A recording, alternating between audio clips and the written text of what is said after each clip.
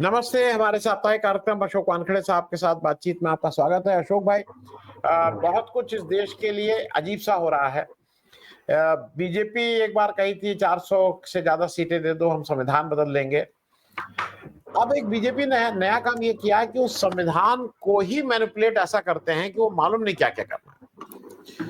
चुनाव आयोग, जिसका ये कोई काम नहीं है कि वो किसी की नागरिकता को इन्वेस्टिगेट करे, वो नागरिक है कि नहीं है, वो अब पुलिसिंग के काम पे उतारू हो गया है। जो रजिस्ट्रार जनरल ऑफ इंडिया का काम है, जो बाकी संस्थाओं का काम है, उसको वो कर रहा है।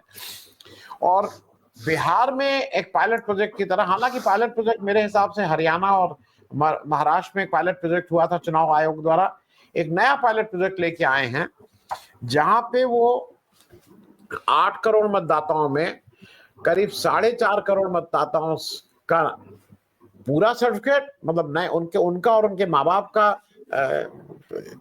डेट ऑफ बर्थ और प्लेस ऑफ बर्थ का सर्टिफिकेट, और जो बाकी पुराने हैं उनसे भी फिर से फॉर्म भरवाने का काम हो रहा है। और ये एक नई मतदाता सूची बनाने का पूरा काम है। ये जो सारी चीजें, ये एंटी लोकतंत्र है, एंटी एनीथिंग। आज हालांकि इंडिया गठबंधन के सारे दल वहां चक्का जाम आम करने की बात कर रहे हैं और इसके अलावा कोई रास्ता भी नहीं है। सुप्रीम कोर्ट कल उस पे कल सुनवाई की बात है। ये ओवरऑल क्या है अशोक भाई? अगर ये इसमें सफल हो गया चुनाव आयोग, तब तो चुनाव का कोई मतलब ही नहीं, फिर तो घर बैठी सब लोग। नहीं, देखिए, महाराष्ट्र और हरियाणा के चुनाव के नतीजों के बाद तो ये तय हो गया। देखिए क्या था सर, मैं थोड़ा सा आपको पीछे लेके चलता हूं। लोकसभा में जिस ताकत के था 370 पार की बात हो रही थी और एनडीए 400 पार, ये थोड़ा कैलकुलेशन गड़बड़ा कहा गया। भाजपा इस मुगालते में थी कि उनके पास 300 प्लस सीटें हैं, वो तो वो रिटेन करेंगे, और 60-70 सीटों का खेल यदि मशीनों से हो जाए तो 370 पार कर लेंगे, बाकी एनडीए का कुनबा जोड़ देगा, काम खत्म हो जाएगा। हुआ ये कि ये बड़बोली नेता जो पहले करना था, बाद में जो करना था मतदान मिलने के बाद, वो पहले बोलना शुरू कर दिया कि संविधान बदल देंगे, ये बदल देंगे, वो बदल देंगे। लोगों ने उनको 180 पे ले आए टेक्निकली। यदि मैं एडीआर की रिपोर्ट मानूं तो 60 सीटों पे मशीनों का खेल हुआ है एडीआर के अनुसार। तो 180 और 60 240। सरकार तो केंद्र में बना ली इन्होंने, बैसाखियों पे सरकार है, लेकिन फिर वो बहुत कॉशियस हो गए। महाराष्ट्र में उन्होंने कोई रिस्क नहीं लिया, अपने क्लीन स्वीप कर दिया। हरियाणा में कोई खेल नहीं किया, लेकिन महाराष्ट्र और हरियाणा के खेल ओपन हो गए। मतदाता सूची का जो लफड़ा था कि 30-40 लाख वोटर आप इधर से उधर शिफ्ट करते हो, ये आरोप आप हार रहे इसलिए लगा रहे, ऐसा चुनाव आयोग कहता था। ममता दीदी ने सारे प्रूफ चुनाव आयोग के सामने रख दिए। ज्ञानेश कुमार के पास सिवाय इसका रास्ता नहीं था कि बोलने का कि गलतियां हुई है, अब हम इसको आधार कार्ड के साथ जोड़ने का प्रयास करेंगे और ट्रांसपेरेंसी लाने का प्रयास करेंगे। वो भी आपका पकड़ा गया मामला। अब एक नया मामला बनाना, इस बार मतदाता बढ़ेंगे नहीं, इस बार मतदाता कटेंगे। कौन से कटेंगे? यदि 20% मतदाता कटते हैं लिस्ट में से और वो विपक्ष के होते हैं, तो विपक्ष का डिपॉजिट जब्त, सीधा सीधा खेल है। तो ये 20% मतदाता काटेंगे कैसे? ये 20% का आंकड़ा भी मेरा नहीं है, चुनाव आयोग का है। जब विपक्ष चुनाव आयोग को मिलने गया तब उन्होंने कहा कि भाई करीब करीब 20% फर्जी लोग हैं वहां पे चुनाव में। तो इन्होंने क्या किया, 11 चीजें दे दी, 11 चीजों की लिस्ट, और गवर्नमेंट के ही आंकड़े देखे तो वो 11 जो चीजें मांगी है, 11 में से जो सर्टिफिकेट आप दे सकते हो, वो जो मांगे हैं, उससे टोटल 50% आबादी भी कवर नहीं होती, 50% आबादी भी कवर नहीं होती। और क्योंकि मैं पहली बार तुमसे बात आपसे ये आपके चैनल पे इस बारे में डिटेल बात कर रहा हूं, तो मैं आपको वो 11 लिस्ट बता देता हूं और हास्यास्पद है। उनमें से कई चीजें बिहार पे लागू भी नहीं है। जो बिहार पे लागू भी नहीं है वो कैसी मांग सकते हैं आप?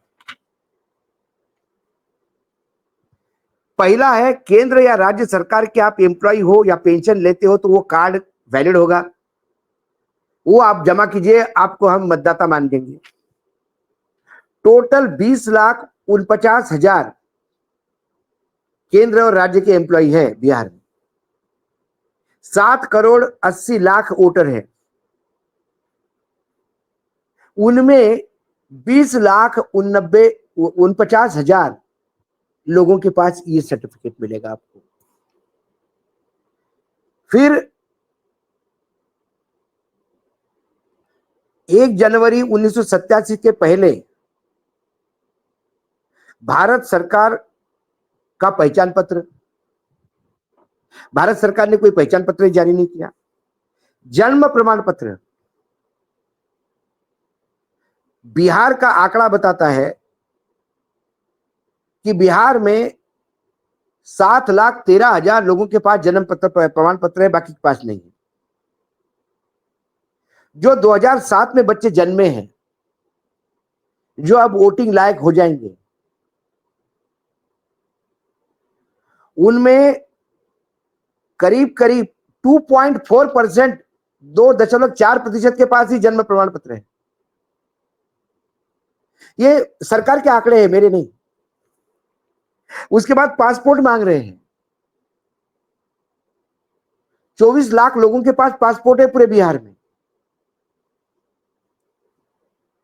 उसके बाद 10वीं की मार्कलिस्ट मांग रहे हैं।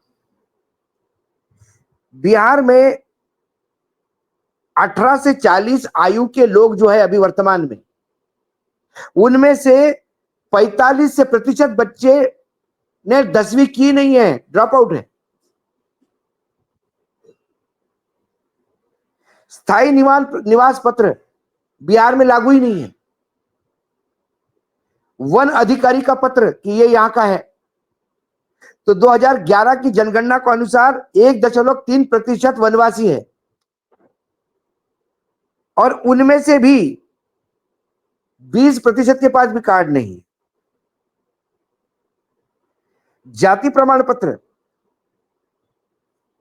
फिर जनसंख्या जनगणना आपके जाऊं मैं तो 20% एससी के पास जाति प्रमाण पत्र है, 18% ओबीसी के पास।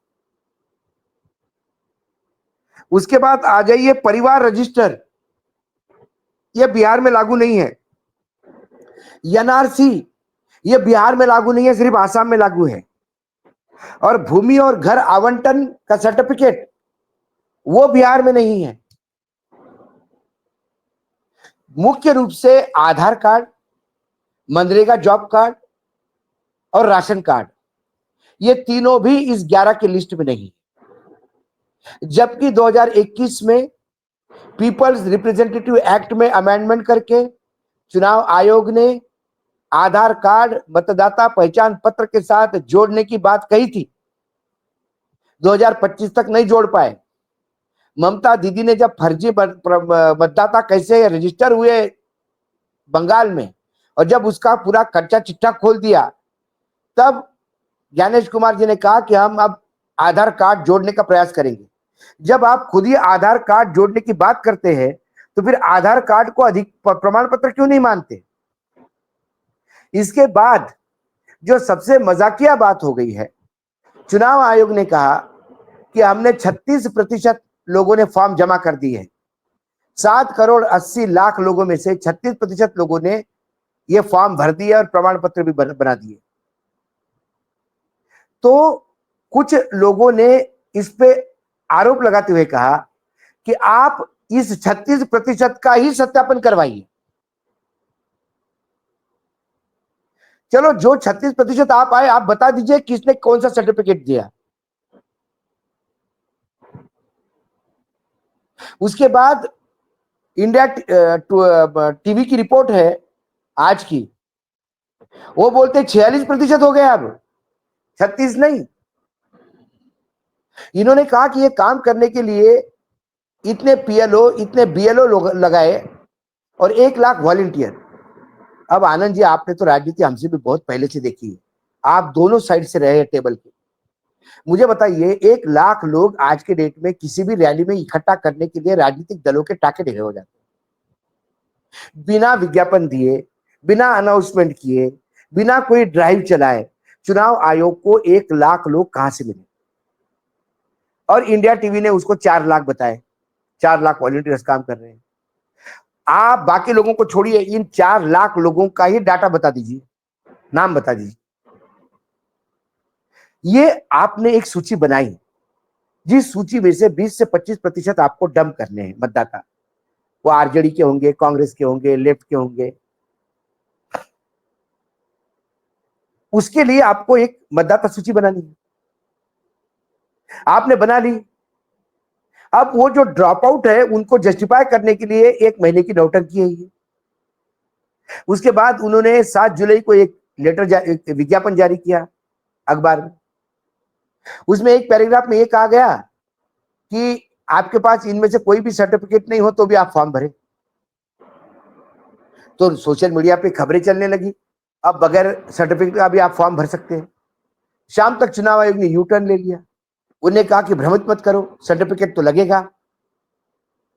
कुल मिलाकर मतदाताओं को मतदान से वंचित करना, सत्ता पक्ष को जबरिया सत्ता में बिठाना, ये काम चुनाव आयोग कर रहा है। चुनाव आयोग हमारे संविधान के अनुसार पारदर्शी होना चाहिए। चुनाव आयोग पारदर्शी तब तक नहीं होंगे जब तक चुनाव आयोग की जो नियुक्तियां हैं वो पारदर्शी नहीं होगी। इसके लिए सर्वोच्च न्यायालय ने एक व्यवस्था दी थी कि प्रधानमंत्री रहेंगे मीटिंग कमेटी में, लीडर ऑफ अपोजिशन रहेंगे कमेटी में, और सर्वोच्च न्यायालय के मुख्य न्यायाधीश रहेंगे, ताकि पक्ष, प्रतिपक्ष और सर्वोच्च न्यायालय, इन तीनों के निगरानी में पैनल तय होगा। प्रधानमंत्री जी ने कानून बदला, प्रधानमंत्री रहते हैं, साथ में एक अपने मंत्री रखते हैं और विपक्ष के नेता को रखते हैं। अब आप मुझे बताइए, दो एक तरफ जाएंगे, एक तरफ जाएगा, तो नियुक्तियां कैसे होगी? सरकारी रबर स्टैंप की होगी ना। और जो सरकार के रबर स्टैंप बैठेंगे वो पारदर्शिता कहां से लाएंगे? वो तो सत्ता पक्ष का एक प्रकोष्ठ के रूप में काम करेंगे, और वही हो रहा है। हालांकि अभी कल सुनवाई है इसकी सर्वोच्च न्यायालय में। सर्वोच्च न्यायालय क्या कहता है, इसके आगे क्या कहता है, इस पर स्टे देता है नहीं देता है, कई सारी चीजें हैं। और इसी पक्ष में जब चुनाव आयोग सुनने को तैयार नहीं, चुनाव आयोग के पास जब भी गए कि भैया ये डाटा दो, वो डाटा देने को तैयार नहीं। आप ये कहो कि साहब ये जो 1 लाख वॉलंटियर्स के नाम ही आप चढ़ा दो आपके वेबसाइट पे, वो चढ़ाने को तैयार नहीं है। आप ये कहो कि आप गलत कर रहे हो तो मानने को तैयार नहीं है, हम संवैधानिक रूप से कर रहे हैं। तो न्यायपालिका का रास्ता तो ढूंढ लिया लोगों ने, कल सुनवाई है उसकी, लेकिन जन जागरण करना भी जरूरी है। इसलिए आज बिहार बंद है, इसलिए पूरा विपक्ष आज बिहार के साथ है। कहने को तो आज पूरा देश बंद है। 25 करोड़ लोग जहां काम करते हैं, ऐसे तमाम 10 यूनियन ने नरेंद्र मोदी के लेबर विरोधी, देश विरोधी, महंगाई विरोधी, ये तमाम नीतियों की आलोचना करते हुए 17 पॉइंट की डिमांड रखते हुए एक देशव्यापी बंद का आज ऐलान किया। उसमें बैंक, डाक, खनन, रोड निर्माण, ये तमाम सेक्टर्स है, बीमा, जिसके ट्रेड यूनियन आज भारत बंद का नारा दे चुकी है। और बिहार बंद ये चुनाव आयोग की इस मनमानी के खिलाफ। जी, मैं अशोक भाई एक दो चीजें मैं बता दूं दर्शकों को। जो आपने कहा ना, ये जो वॉलंटियर वाला मामला है, ये असल में हर एक में स्कैम करते हैं लोग। वॉलंटियर इसलिए सिर्फ किए गए हैं कि वो एक उनका नाम पे पैसा निकाल लिया जाए, और कुछ नहीं है। बिहार में मिनिमम वेजेस 521 रुपया पर डे है। 13,000, वो मेरे सामने खुला हुआ है, 13,936 रुपए हर महीने। 1 महीने के लिए अगर किसी को आप लगता है तो इतना देना होगा। ये 1 लाख को अगर गुणा कर दिए 140 करोड़ का स्कैम, ये कुछ लोग डकार जाएंगे। ये कहीं कोई ग्राउंड पे नहीं है, केवल पैसा कमाने का एक इन्होंने, कागज पे बीजेपी तो बहुत अच्छे अच्छे काम करती है। आज आज भगवान भाई ऐसा गड़बड़ ना हो, किसी की जान माल ना गई हो, गुजरात में एक पुल ही गिर गया है। इनके यहाँ रोज पुल गिरते हैं गुजरात में। मैं और वहां पे लोग रास्ते पे है वहां पे। जी, वो लोग लगातार उस पुल की मरम्मत मांग रहे थे। लोगों का कहना मरम्मत नहीं हुई, प्रशासन ने कहना 2 महीने पहले मरम्मत हुई है। जी जी, मोरबी में भी यही हुआ था। मैं अशोक भाई, एक इंपॉर्टेंट चीज और है, मैं निशिकांत दुबे ने एक बदतमीजी की है, बदतमीजी क्या, बिल्कुल लंपट के जैसा काम किया। लेकिन उसके पहले मैं जरा महाराष्ट्र की एक पॉलिटिक्स का एक सीरियस समझना आपसे चाहता हूं। ये कहा जा रहा है बीजेपी की तरफ से कि अब ठाकरे बंधुओं के साथ आने से इंडिया गठबंधन टूट जाएगा, क्योंकि राज ठाकरे का जो मिजाज है वो इनसे नहीं करेगा और वो बीएमसी में अलग अलग लड़ेंगे, इत्यादि इत्यादि। लेकिन मुझे एक संभावना, क्या इसको रूल आउट किया जा सकता है कि अगर राज ठाकरे उद्धव ठाकरे एक मंच पे आ सकते हैं, तो शिंदे वापस घर वापसी क्यों नहीं कर सकते हैं? क्या ये भी रूल आउट है कि नहीं? नहीं, शिंदे नहीं, अगर वो आ सकते तो ये नहीं भी आ नहीं, सकते हैं। शिंदे के लोग आ सकते हैं, शिंदे इसलिए नहीं आएंगे, जो लोग ईडी जी के चक्कर में फंसे हुए हैं वो नहीं आएंगे, जी मन में होते हुए भी नहीं आएंगे। सवाल ठाकरे का नहीं, सवाल इंडिया गठबंधन का नहीं। देखिए, राज ठाकरे का आप क्रेडिबिलिटी देखिए। राज ठाकरे ने हमेशा उद्धव ठाकरे को अपोज किया है। उद्धव बीजेपी के साथ थे तो राज बीजेपी के खिलाफ थे। उद्धव बीजेपी के खिलाफ हो गए तो राज बीजेपी के साथ हो गए। जी लेकिन दोनों भाइयों को एक बात समझ में आ गई, अलग अलग रहने से और ज्यादा नुकसान होगा। गई हुई बाजी पलटनी हो तो साथ आना जरूरी। दोनों भी मजबूरी में साथ आए और दोनों ने बीजेपी को भरकस कोसा। तो फिर जब आप बीजेपी को कोस रहे हो तो आप इंडिया गठबंधन का हिस्सा बनोगे, उसमें दो मत नहीं। जी अब जी ये साथ में लड़ते, ये सारी चीजें सेटल हो जाएगी, उसमें कोई मामला नहीं। जी जी लेकिन रही जी बात ये जो मराठी का मामला हुआ, जी इस मराठी के मामले में जो कुछ बात हुई वो जायज हुई। उनका मराठी हिंदी का सबसे पहले जो एक नरेशन बनाया जा रहा है कि महाराष्ट्र हिंदी विरोधी है, नहीं, कतई नहीं। अरे मुंबई की फिल्म इंडस्ट्री जो है पूरी हिंदी की, जिसको बॉलीवुड कहते हैं आप, वही महाराष्ट्र में। कहां से महाराष्ट्र के विरोधी, हिंदी विरोधी हुआ? सवाल यह है कि आपने जो भाषा थोपी है, आप 5वीं से कंपलसरी करिए हिंदी, कोई प्रॉब्लम नहीं। आप फर्स्ट स्टैंडर्ड से हिंदी कंपलसरी कर रहे हैं। जो बच्चा अपनी मातृभाषा में यानी अपने मराठी में बोलना सीख गया है, माँ बाप और अपने वातावरण को देख के, उसको उस मराठी को लिखना भी है और पढ़ना भी है। तो पहली से चौथी तक तो वो अपनी भाषा ही, मातृभाषा ही पक्की करता है, व्याकरण के साथ पढ़ना लिखना सीखता है। और एक बार अपने भाषा का बेस पक्का हो जाए, उसके बाद फिफ्थ से वो हिंदी पढ़ सकता है, कोई फिफ्थ से लागू करो। इन्होंने उस बच्चे को, जो बच्चा अभी मराठी पढ़ना भी नहीं जानता, उसको हिंदी थोप दी। अच्छा, लोगों का कहना है कि जो हिंदी भाषिक राज्य है वहां तीसरी भाषा कोई दे ली आपने दक्षिण की कंपलसरी। मुख्यतः हिंदी का थोपना यह भाजपा की मजबूरी है, क्योंकि दक्षिण भारत में पैर जमाने के लिए आपको हिंदी अनिवार्य है। जब तक हिंदी दक्षिण में बोली नहीं जाएगी तब तक बीजेपी दक्षिण में ठीक से घुस नहीं पाएगी। इसलिए दक्षिण में। लेकिन फिर यदि 3 भाषी फार्मूला है तो आप मुझे बताइए यूपी में तीसरी भाषा कौन सी होगी? एक हिंदी है आपकी, एक इंग्लिश, एक और आप किसी राज्य की भाषा करिए। आप मराठी सिखाइए, क्योंकि बहुत सारे यूपी के लोग महाराष्ट्र में आके काम करते हैं, उनके लिए सुविधा हो जाएगी। कंपलसरी करिए मराठी वहां पे। आप नहीं कर सकते, आप दूसरों को थोप रहे हैं। दूसरी बात, ये जो परसेप्शन है, मतलब मैंने बोला ना कि बीजेपी ने कुछ लोगों को पाल के रखा है, वो छू कर देते हैं और ये शुरू हो जाते हैं। जब सरकार को चुनाव जिसको बत्ती देनी होती है मुख्य न्यायपालिका को, तो निशिकांत दुबे को छू कर दिया। निशिकांत दुबे ने मुख्य न्यायाधीश की ऐसी तैसी कर दी। ये उनके पास एक कुछ तरकश के तीर है। उन्होंने महाराष्ट्र पे छोड़ दिया। उसने कहा कि महाराष्ट्र क्या है, महाराष्ट्र की औकात क्या है। बिहार और झारखंड में माइंस है। अब इस मूर्ख को कौन समझाए कि माइंस की कमी महाराष्ट्र में भी नहीं। हमारे यहां कोयला भी है, आयरन भी है, बहुत सारी माइंस है महाराष्ट्र में। पूरा कोकण माइन से भरा हुआ है। यहां गढ़चिरौली से लेकर चंद्रपुर भंडारा माइन से यवतमाल तक माइन से भरा हुआ है।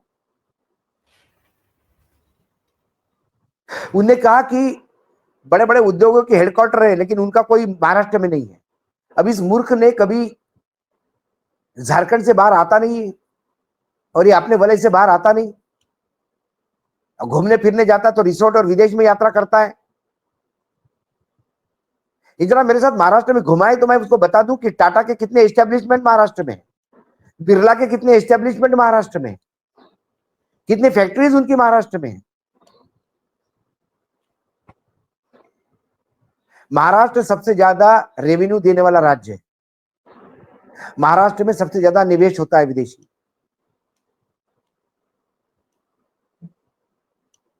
फिर भी जब मराठों ने पूरे पूरे हिंदुस्तान पे राज्य किया तो मराठी कभी नहीं थोपी।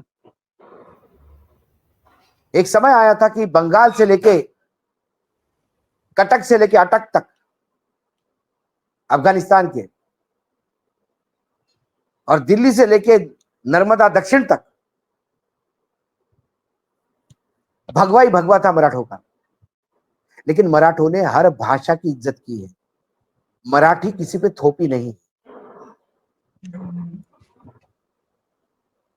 जी। यहां मराठी किसी पे थोपने की बात नहीं है। राज ठाकरे के भाषण का आप अनुवाद भी देखिए करके। आप गूगल से ही अनुवाद करवा लीजिए और किसी पे विश्वास नहीं होता।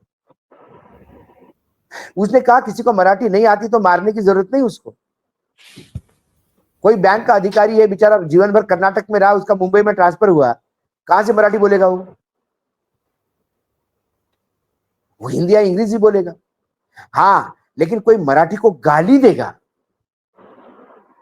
तो फिर उसको ठीक करो। जी। तो अब मैं इस दो ठाकरे एक आने से एकनाथ शिंदे की स्थिति थोड़ी खराब हो जाएगी। और इसका पहला जो उनको जो टेस्ट है वो मिला मीरा भाईंदर एरिया में, जो उन्हीं के मित्र वर्तमान में ट्रांसपोर्ट मिनिस्टर है महाराष्ट्र में। उन्हीं के विधानसभा क्षेत्र में इतना बड़ा मराठी के लिए राज ठाकरे के लोगों ने आंदोलन छेड़ा कि जो नाइक थे, वो बेचारे सरनाइक नाम है उनका, वो मोर्चे से बात करने के भाग लिए वहां से। पुलिस हतप्रति कुछ नहीं कर पा रही थी। शांतिपूर्ण मार्च करके उन्होंने अपनी ताकत दिखा दी। जी। तो मराठी के नाम पे कम से कम पूरे महाराष्ट्र को फिर एक बार अस्मिता की, क्योंकि अभी महाराष्ट्र की तो अस्मिता 0 लेवल पे चली गई है, माइनस में जा रही है। मैं अशोक भाई, मैं सिर्फ 2 चीजें इसमें ऐड कर दूं और उस पर एक छोटा, क्योंकि निशिकांत के लिए तो मुझे लगता है बात करना क्या बोलेंगे ऐसे आदमियों के बारे में। मैं लेकिन 2 चीजें कहूं, वेस्ट ऑफ टाइम है। जी, मैं लेकिन एक चीज ये मानता हूं कि जिस तरह से दक्षिण राज्यों, दक्षिण में ये समस्या सबसे पहले सब लोग महसूस कर रहे थे। स्टालिन के यहाँ भी ये शुरू हुआ था। इन लोग तमिलनाडु में भी ले जाके हिंदी कर रहे थे। स्टालिन ने उसको एक पॉलिटिकल स्वरूप दिया। तो नॉन हिंदी स्पीकिंग राज्यों का एक तरह से आज वो लीडरशिप ले लिए हैं कि भाई 2 बातों पे, एक तो भाषा की बात पे और एक डिलिमिटेशन की बात पे, उन्होंने उसको बिल्कुल ठीक ढंग से एक पॉलिटिकल फॉर्मेट किया है। नंबर 1। नंबर 2, एक चीज ये भी याद रखनी चाहिए कि इस देश में गांधी के बाद अगर कोई दूसरा सबसे बड़ा यूनिफाइंग फैक्टर है इस देश में, उसका नाम बॉलीवुड है, वो बम्बैया फिल्में। दुनिया में कहीं भी चले जाइए तो अगर गांधी के बाद दूसरी कोई बात आपको कहीं भी जाता है, आप कहीं पे भी, तो वो बॉलीवुड है, और बॉलीवुड के वो गाने और बॉलीवुड के वो पिक्चरें हैं। और वो बॉलीवुड हार्ट ऑफ महाराष्ट्र में है, जहां पे राज ठाकरे की तूती एक तरह से कहीं बोलती है, वो बॉलीवुड वहां पनपता है, बनता है, और पूरे दुनिया में जाता है वहां से। तो ये जरा एक जो भी इसके वो हैं उनको ये भी नहीं याद रखना देखिए, चाहिए। मैं बार बार कहता हूँ कि क्रिकेट और बॉलीवुड ये दोनों एक यूनिफाइंग फैक्टर है देश में। मुंबई का क्रिकेट में भी योगदान बहुत रहा है, बीसीसीआई का हेडक्वार्टर है वहां पे, जी कई उद्योगों का जी हेडक्वार्टर है। लेकिन आज आप मुंबई में देखिए, मुंबई में आपको व्यापार करना है तो आपको गुजराती पारसी आना भी जरूरी है। मुंबई की हिंदी यदि आप देखेंगे तो ये हिंदी वाले सर पकड़ लेंगे। वो जो हिंदी है वो मराठी गुजराती पारसी का मिक्स है।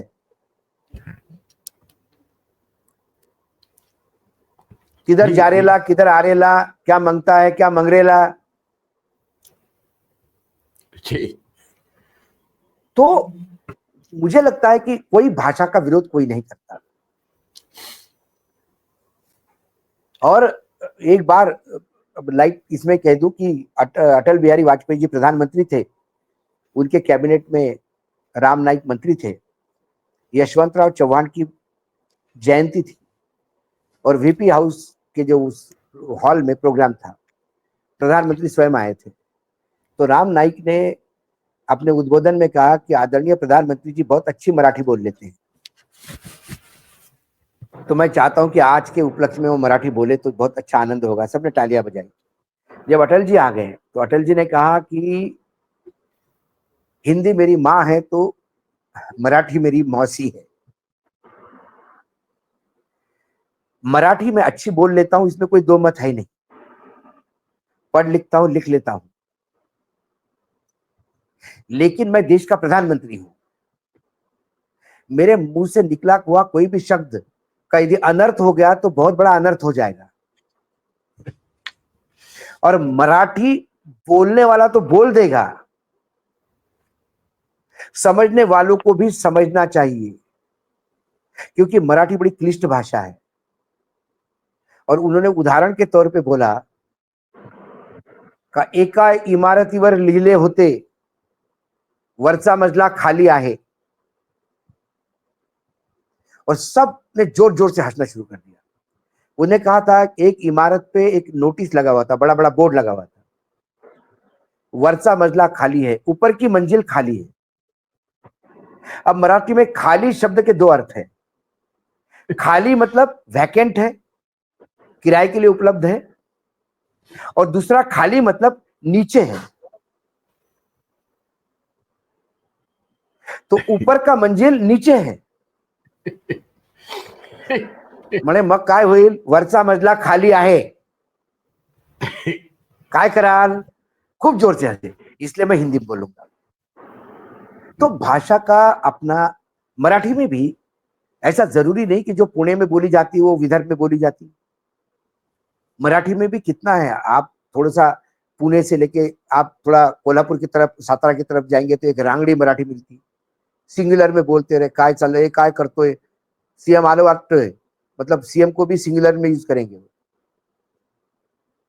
उसके बाद आप थोड़ा पुणा में आ जाओ, पुणा में लोग की सभ्यता की भाषा बोलते हैं।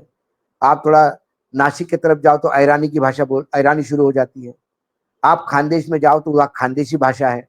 आप मराठवाड़ा में जाओ तो वहाँ थोड़ा उर्दू का टच, और वो जो निजाम की हिंदी है, हैदराबादी हिंदी, उसका टोन दिखाई देता है। आप विदर्भ में जाओ तो ऑल टुगेदर डिफरेंट भाषा है। विदर्भ वाला यदि फास्ट बोलने लगे तो पुणे वाला मराठी में समझने में प्रॉब्लम आएगा। ऐसा एक और मैं मेरे मेरे साथ हुआ वाकया, मेरा एक मित्र था, अभी बहुत बड़ा डॉक्टर है, राजेंद्र दाबड़े, और वो सोलापुर में बहुत बड़ा हॉस्पिटल है उसका, दोनों मियाँ भी डॉक्टर है। वो मेरे क्लासमेट थे। हम बच्चे छह सात, जब छठवीं में पढ़ रहे थे, और संडे के दिन हमारे पास टाइम होता था तो हम सैनिक स्कूल के उस कैंपस में घूमते थे। तो ये गिरगिट दिखा, तो हम में से किसी ने गिरगिट को पत्थर मारा, वो लगा और गिरगिट नीचे गिर गया। अब ये 3-4 लोग गिरगिट को देखने लगे। अब सोलापुर ये कर्नाटक को लग के है, तो वहां के मराठी में कन्नड़ का प्रभाव है। तो उनने कहा, राजू ने कहा कि ये काउन करते, मतलब ये काउन कर रहा है। मैं विदर्भ से आता हूं, मेरे यहां क्यों करता है, काय म्हणून करते, इसको काउन करते बोलते हैं। काउन करते बे, क्यों कर रहा है? तो बोला काउन करते। तो मैंने बोला पत्थर मारा इसलिए करता है। बोले नहीं नहीं, काउन करते। अरे मैंने बोला ये पत्थर उसको मारा, ये गिर गया इसलिए ऐसा कर रहा है। तुझे नहीं समझ में आ रहा है। वो बार बार मुझे कह रहा था ये क्यों कर रहा है ऐसा, और मैं बार बार उसको समझ जा रहा था कि ये पत्थर मारा, नीचे गिरा, इसलिए ऐसा ढेर जैसा पड़ा हुआ है। बाद में एक तीसरा आदमी आके कहता है तुम्हारी गलती नहीं है, वो सोलापुर का है। उसका कहना है सोलापुर में नाटक करने को काउन करते बोलते हैं। वो नीचे गिरा तो बोल रहा था इसको कुछ नहीं हुआ, ये नाटक कर रहा है मरने का। और मुझे लग रहा था ये पूछ रहा है कि क्यों करता है। सेम मराठी आपके हिंदी में देखिए, ब्रज भाषा से लेके पूर्वांचल तक जब जाए तो किसी के बाप को समझ में नहीं आती। मेरी पत्नी मथुरा वाले चतुर्वेदी है, तो जब वो ब्रज भाषा में बोलती है तो मैं तो बस सुनते रहता हूँ। तो भाषा को लेके झगड़े नहीं होने चाहिए, और भाषा को लेके कोई कंपल्सन भी नहीं होना चाहिए, ये मुझे लगता है। ठीक है अशोक भाई। और नहीं, लेकिन मेरा इसके बारे में मेरी एक अपनी निजी राय है कि आप जहां रहते हैं वहां की भाषा आपको सीखना आपके हित में है, वो उसके हित में नहीं, आपके अच्छा हित में है। देखिए, इसमें आप दूसरी भाषा सीखते, इसका मतलब अपनी भाषा का अपमान करते कतई नहीं। नहीं। कर्नाटक में आप जाएंगे तो मैं भी जब कन्नड़ में ऐसा कुछ हुआ कि मुझे एक ही महीने में 2-3 बार जाना पड़ा कर्नाटक, तो मैं भी वहां पे थोड़ा सीख लिया। नम्न हेसरेनु, नम्न हेसर अशोक आइदे, आपका नाम क्या है? मेरा नाम अशोक है। नंगे नीर कोडरी, मेरे लिए पानी लिया। अब नंगे नीर कोडरी बोला तो लोग मारेंगे, नंगा बोला नंगे नीर कोडरी, मेरे लिए पानी लिया। ये मैंने सीखा, ये भाषा। मैं दक्षिण में तमिलनाडु में मित्रों से बात कर, उनके यहाँ जाता हूं तो वो बोलते हैं सापड़, पो मतलब जा, इंगेवा मतलब आ। ये कुछ ने हमको कंपलसरी थोड़ी किया, लेकिन हम जब जाते हैं वहां 7-8 दिन रहते हैं, कुछ भाषा पिकअप होती है। मुझे लगता है जितनी भाषा आप जानोगे उतना साहित्य पढ़ने को मिलेगा, उतने आप इनरिच होगे, ये हमेशा आपको ऐड करेगा। जी सही बात। बहुत बहुत धन्यवाद अशोक भाई बातचीत करने के लिए। Thank you so much. नमस्कार। Thank you.